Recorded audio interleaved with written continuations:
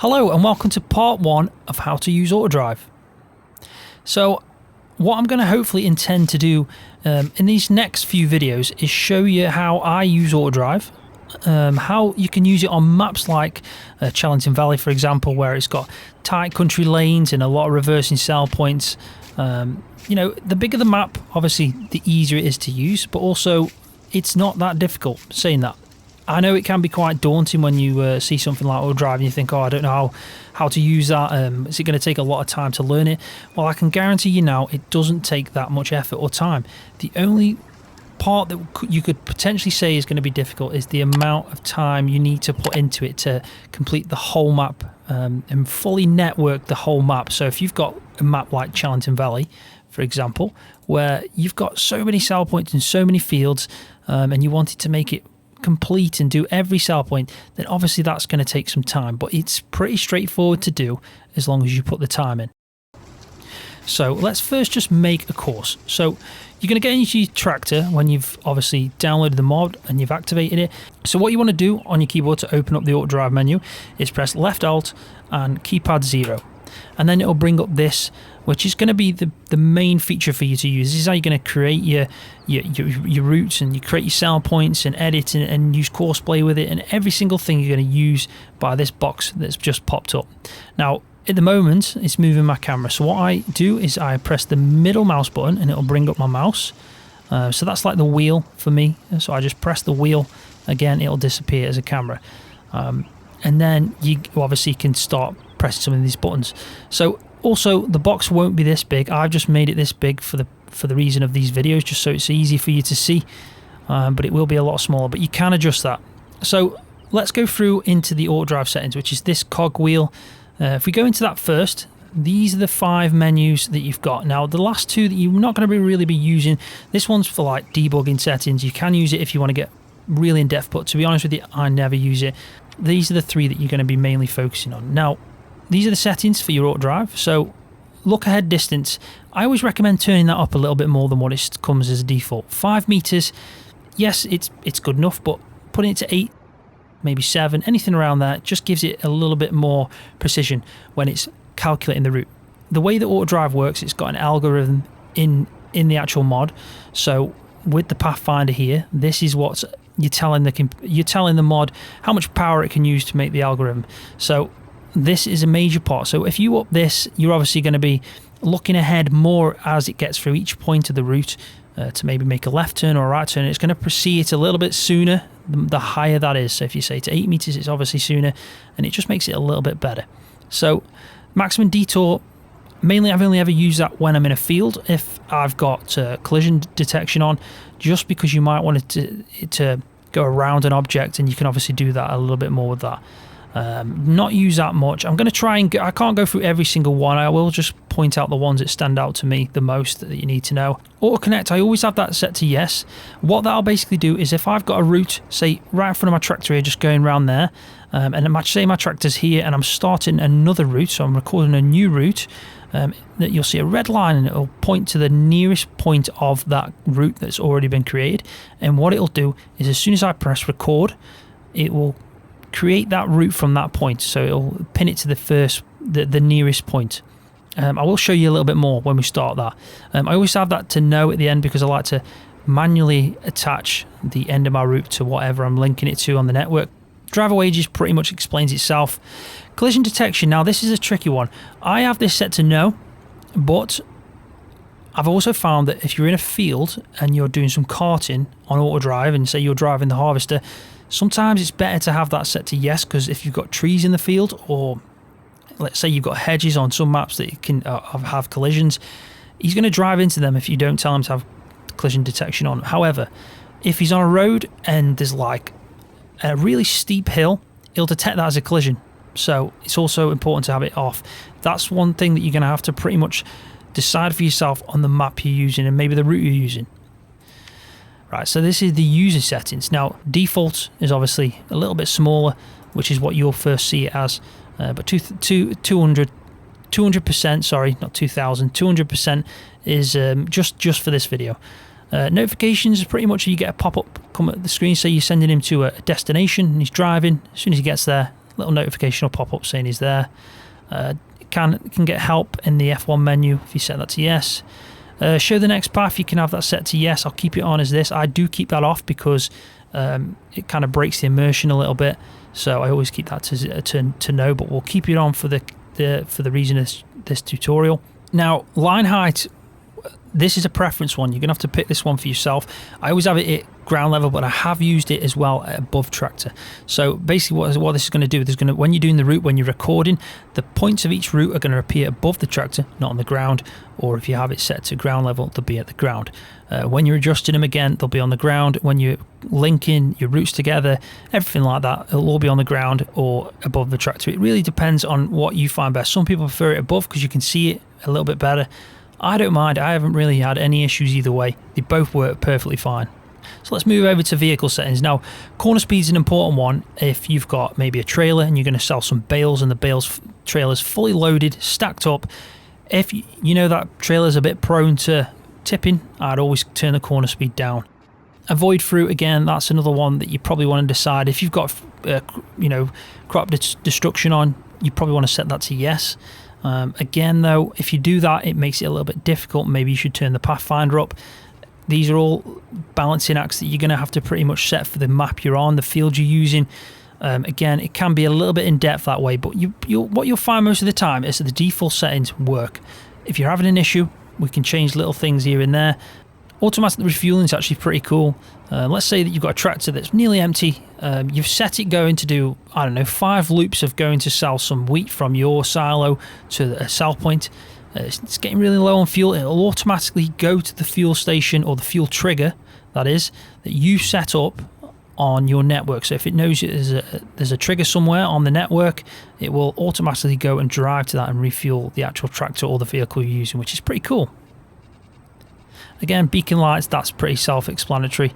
Automatic tip side, again, automatic trailer covers, all that kind of stuff, self-explanatory.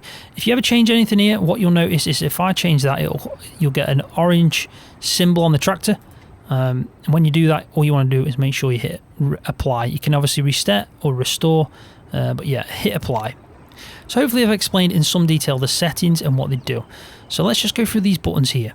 This is your loop counter. So for example, if I wanted to sell grain, like I said before, and sell it 5 times, because I know I've got a hell of a lot in my silo and it's going to take more than one trip, you can obviously reset that to set that to 5 and so on. And if you left click, it goes higher, and if you right click, it goes down. Now obviously I've got course play, so it's kind of popped up with that because I've clicked the right mouse button, which is obviously for course play. This is your speed, so you can set the speed here by I scroll the mouse wheel. Obviously it can only go to the maximum of your tractor, so 32, and this is 32. This is the editing button. You'll always need this open when you want to start editing. When you do that, you'll notice some different icons appear, which is record, save. It automatically saves to the map itself, so in your save game on this map, this playthrough, it'll automatically save every time you save. But what is pretty nifty is you can actually save it. I've already got a challenging route here that's on another map. It's on my actual challenging playthrough, so that's the one where I've done all my setup. I could actually now load this onto here. Say if I've started a new game but I want that exact route, all I've set up, then that save button there would do this, so you can save it just for the map you're on. These are your waypoints, so if you want to set a waypoint, or if you want to currently edit a waypoint that you've already set, this is delete a marker on a route, so each point on a route you could delete. I'll show you that a little bit more when we get to it. So you can obviously turn editing on and off. It's usually better obviously to have it on when you're trying to make a route, obviously, but if you're not making a route, you can always turn it off, and then it just looks a little bit better because you can close down your AutoDrive, set him going, and it's not actually breaking any immersion then. This is your part button. Never really used it much, I'll be honest. If you want to set part points in like areas where, like for example, I could set a waypoint here saying that this is where vehicle parking, for example, I could set a little reverse in, put a parking point, obviously park there, turn the engine off, job done. Again, this is a button that I don't really use. I don't think I've ever used, never needed to drive or continue on from a waypoint. I set him there for a reason. He does it, he completes it. This one's an important one. This is the mode that you're on. So right now we're on drive. So with this drive mode, what you're basically telling it, if I set him going now and there was a route for him to use, he'd basically drive from one point to another point, and that's it. That'd be his job. So if you click it, left mouse button, you're changing the mode now. This is to pick up and deliver. So with this one, we're obviously telling it that we want to pick up something. Maybe we want to tell it to pick up from a destination that I haven't set. So you could set one destination, maybe a silo, and then we're going to put a sell point here, and we want to sell any of these types. You could sell any of these, and you're telling it what you want it to obviously pick up from your silo and send. So that's a really useful one that you'll probably use quite a lot. So this one's deliver, pretty much like pick up and deliver, but instead you might have a full trailer already with I don't know, let's say you've got some manure and you want to take it to the BGA, for example. You're not going to obviously get that out of a silo, so you just want to deliver it. That's pretty much straightforward. So unload combine is, for me, the best feature of AutoDrive. Personally, I think this just adds so much to the game. It's basically the opposite of courseplay. So with courseplay, if I set this tractor up now, I'd be the one doing the carting. Then with AutoDrive, it's the other way around. You could be doing the harvesting, and you can set up a tractor and a trailer to sit there waiting for you, and then it'll come to you, empty it, take it to a silo, take it to a sell point, or even take it to a pit if you're using a forage harvester. And it is really good. It's a really good feature, and it definitely adds to the game. And yeah, I can't highly recommend trying this one. And as soon as we get into this a little bit more, I'll show you how to use it. It is slightly problematic, I'm not going to lie. The bigger the field, the bigger the headland, the easier it is to use. But it will work, and it does, it just takes a little bit of trickery. Right, so that's pretty much everything that I know personally about the settings, the GUI, how to use it, what the buttons do, all that kind of stuff. Hopefully I've gone in depth enough, maybe not. Hopefully I haven't gone too much. I know this video is probably going to be a little bit longer than what I intended, but I don't want to miss anything out. I do want to try and say everything that I think people could possibly want to know. There will be, like I said, a few videos of this. I'm going to release one every day for the next 5 days. So there's going to be 5 parts in total. So hopefully by the 5th part, I'll have shown everything I personally know or do. And then if you need anything extra and people have requests, that's perfectly fine. I can do an extra one if needed. But hopefully I can show everything I need to do in 5 episodes. Right, so let's quickly do a route then, so we're not just talking this whole episode. Let's actually show you a bit of AutoDrive and what it offers. So, first thing I should do is obviously turn the engine on. Now, what you'll find as well, if you've got this open, you can't turn the camera. So, if you click the middle mouse button or the wheel on my mouse, you can obviously use your camera again. So, what we're going to do here is we're going to just set up a little route. Dead simple route. So, to do that, you obviously need to hit the edit button, which is this warning kind of like symbol. I don't even know what you call that, but it's it's like a traffic sign. Click that, that'll open edit basically. Always left click when you're clicking that one. And then what you want to do is you want to press record. Now you can press record with the left mouse button, and what that does is makes a single track, single direction track. So by pressing it once with the left mouse button, you're only telling it that you're going to go forward. It can't go backwards, it can't go both ways. If you click it again, it stops. Obviously we should have 1 point now on the map, which is a good way for me to show you what I meant about when it automatically links to the next nearest point. So that's the first point that we just recorded. If I click it again, it's now automatically connected, which is what this green line's showing, to the next point, even though I was only there. Now again, the red line's showing there, so if I pressed it, it automatically link to there. Now you can set that off, which I did show you in the settings, but I always have the start point always automatically doing it. So this will be a good time to show you how to delete them points. So as you can see here, there's a red line just above my tractor, actually going directly through my tractor to that point. That red line showing me that that's the nearest point that I'm at. So if I click this delete line here, it should delete wherever that red line's pointing at, which it has done. So now it's obviously pointing here, so I press it again, it'll delete that. And then this one is pointing there, so it'll delete that. So that's pretty much the basics of obviously starting record, a single direction line or route, and also deleting that. If I click with the right mouse button, however, it'll go purple, and that's two-way direction. So now it'll be a purple line instead of a green line. If I just drive a little bit forward, you'll be able to see that. So now if I started a route now, or turn this off, for example, and just press stop by the left mouse button, and I set it going by pressing the play button, what it'd do is it'd be able to go this way, or it'd be able to go that way, depending on what way to do it. Now, I do like doing single direction for the reason of, if you've got a road that you can fit two tractors down or two vehicles down, then obviously you can set two tractors going at one point down one road, for example, because you can go on one side, the other one can go on the other side whilst coming back. If you've got a single line and you've got two tractors, they will meet, and if you haven't got collision detection on, then obviously they will hit. So it is better, but also more effort needs to go in, because you're going to have to re-record the route coming the opposite direction.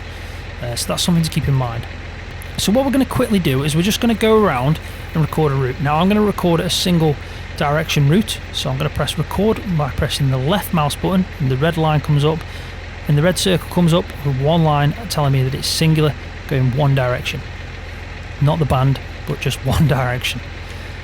Right, so I'm now driving. I'm just driving, and automatically what you'll notice is it doesn't matter where I turn, it will purposely copy exactly what I'm doing. Every movement I'm doing, it will record that route. Now, if I'm going in one long straight line, you'll notice the points become a lot wider like now, because it knows you're just driving straight. However, if I start moving, the points will become a little bit closer together, because obviously it's trying to be more precise. So let's go to this point here. Now I know this is where the sheep are on Charlington Valley, the main farm. So let's stop here and let's stop recording. Drive a little bit forward so we can see that red line pointing towards that point. I'll say I want to create that as a waypoint, somewhere that I'm going to be able to tell it to go to. Without a waypoint, you can't tell it to go to anywhere. The waypoints distinguish what you can drag down here and say, I want you to go to this point. So you can either do this whilst it's recording, or you can also stop it and do it while it's not recording. To actually set the waypoint while it's stopped recording, you just need the red line to be pointing at the point that you want that waypoint to be. So I want it to be here, the red line's pointing to it. So all I need to do is click this little waypoint symbol, and we're going to call it sheep pasture. And as you can see now, it says sheep pasture and a little symbol there. Now, like I told you before about the fact that I've got it automatically setting to start from the closest waypoint and link them together. So if I just click record again, it'll automatically link that back up to where my tractor is, and then we can start driving again. So what we're going to try and do is just do a little bit of a loop to a couple of waypoints around the farm. I think that'd be a good idea. So let's go.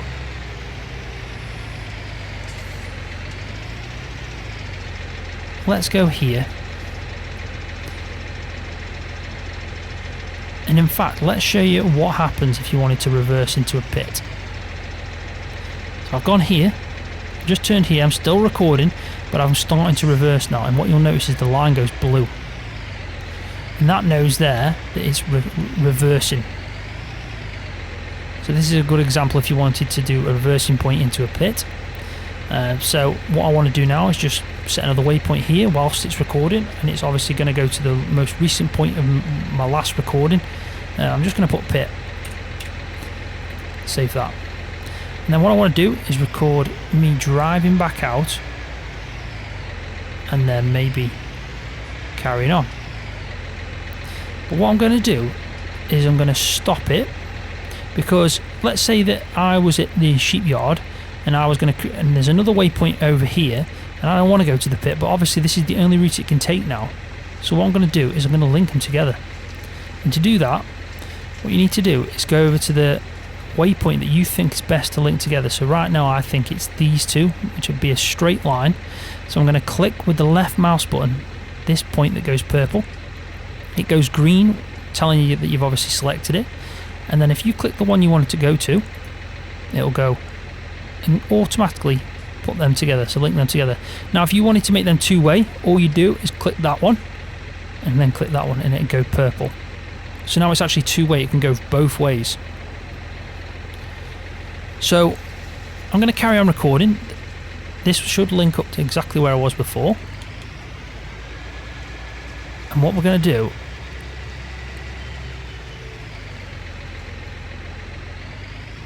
is I'm just going to set another waypoint so we can actually tell it to go on a little route, and I'm going to set it here.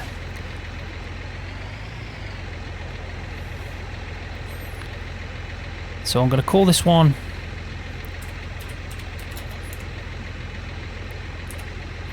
farm equipment. And then I'm going to carry on recording, but what I want to do now is make this route completed so it's actually looped up, and if I wanted to set something going, I could. So all I need to do is, you can drive closer, you can drive as close as you want to, as long as you don't go past the point that you want to link to. That's all you need to do. And then all I'm going to do is press stop, so left mouse click to stop recording, and then going to link these together by clicking them. If we try and move this, I know it's sometimes a little bit difficult to do, especially when it's so big. There you go. Right. So what we need to do is just click that one and click that one together, and now they're all looped together. The whole loop's completed, and we can now obviously set some destinations. So let's say I'm in the tractor over here and it's parked up, and you can see where the red line's pointing to that point there. And let's say I want to tell it to drive to farm equipment, which is all the way down there. All we need to do is press the play button or go, and then what it should do now is it should follow the route exactly and drive all the way over to farm equipment. You know when your route's activated because the destination that you've selected will go green, it also gives you a timer, so it's counting down, so we know that in 60 seconds it's going to get to the destination we want to go. So if I set this to be a two-directional route, it could have gone from this point and just carried on around that way. But with it being like that now, it's going to pass through that link that I put in there. It's going to go down here and turn around.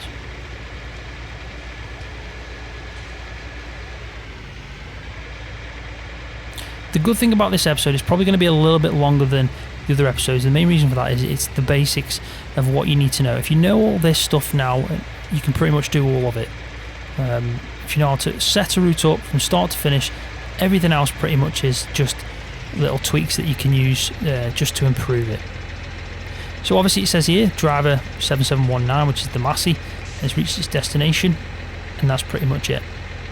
So a couple more things I want to show you before I end the video is how to customize a route just by using the mouse. So putting your own points in by pointing and clicking, and also to delete like that, and also to adjust, so moving that around, so making little tiny adjustments, which is really good and really useful. Say if you've got a trail on the back and you're trying to make the right turning angle so everything fits through a tight narrow maybe corner or something like that, you find these little fine adjustments that I'm going to show you how to make work the treat. Now I have got an episode that I'll do on turning angles or apexes to get tractors and trailers to fit through what I do, and how it works better if you do it that way.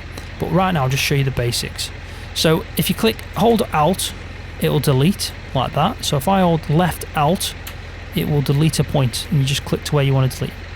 Now let's say I want to put actual point back in where I deleted. You hold the left control button and click left on the mouse, and then it'll start linking up. And then obviously you can do what I showed you before, which is combine these together like that. Dead simple, really simple. So say I want to do again some more points here. I'm going to hold left control, I'm going to click left on the mouse, and I'm going to just do some little points here. And let's just imagine this is an extra turning bit, and that's pretty much what it is. You can link them obviously together then, but obviously it just looks a bit strange, so I won't keep that. So let's just delete that out by holding left Alt and left clicking. There we go. So let's say this bit here, I need it to be more wide on the angle here. Maybe there was something here that it needs to get around. What you need to do is highlight over the one that you think you want to move, or is most suited to move, and you want to hold the right mouse button and you can move it around anywhere you want to go. Now if you find if you go near your tractor, sometimes it pops up like it did then, it'll go above the tractor, so I'd always recommend to have your tractor obviously not on top of the point you're trying to move. But you can obviously just make fine adjustments. You can even move them closer too, which is really good if you're trying to be dead precise. It's really good for reversing into sell points as well. You might find that you do have to adjust them just a little bit, just so the trigger works perfectly and the drives back off again. But yeah, you can obviously bring the points closer together, and it does make things a lot easier. But yeah, these buttons, you're going to need to know how to change certain things, just because you will find that you do a lot of tweaking. So overall, I think what I've shown you is the basics of how to use AutoDrive. I've gone more in depth in this episode just because it means that in the next episodes we can skip all these bits out. You know the basics, and then you can start seeing exactly what it has to offer. Right, so quickly before I end the video, I'm just going to show you the reversing that I did for the pit and how it works. What you'll find most of the time as well, that you probably should send this bit a little bit further out. I always like to do that personally. Like this, for example. Send it all the way out, because if he's got a trailer, you know he's going to take a little bit extra then to straighten it out. It always does work a little bit better if you do give him quite a bit of distance to drive forward.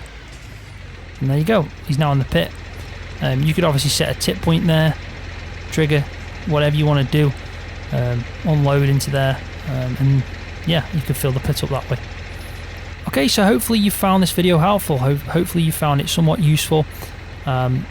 Like I said, there will be some more videos coming out soon on the next few parts of the tutorial guide that I'm doing for AutoDrive. If you did enjoy it though, please give it a thumbs up. That really does help my channel out. And if you're new, don't forget to hit that subscribe button for more videos just like this one on Farming Simulator. See ya.